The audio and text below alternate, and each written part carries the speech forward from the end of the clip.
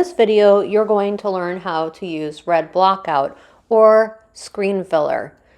This material is used to cover any areas of the mesh you do not want to print. This includes pinholes caused by not degreasing your screen properly or registration marks.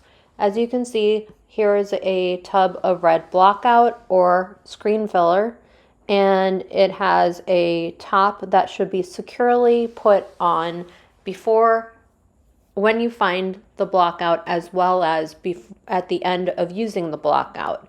You can find it on the shelves where we keep ink.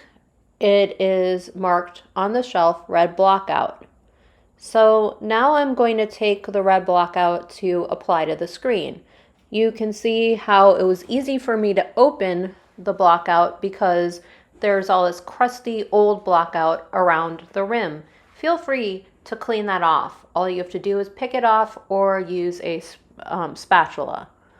It is important that the red blockout is airtight because it will become thick and unusable. When you go to the blockout, you'll see that it is watery at the top and that the base is at the bottom, just like ink.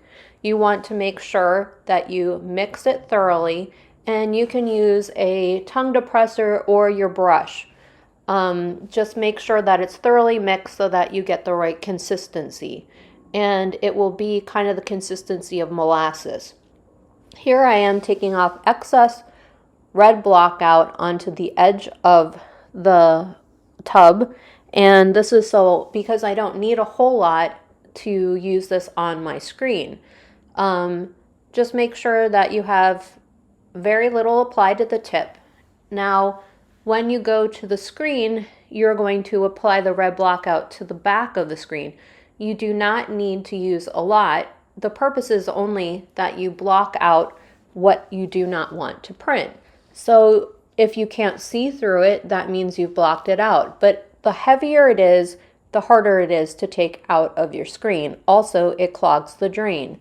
So here I am just applying. Notice it's not very much. You can even at the end take your finger and wipe away the excess. It should basically be as thick as a coat as when you put your emulsion on the screen.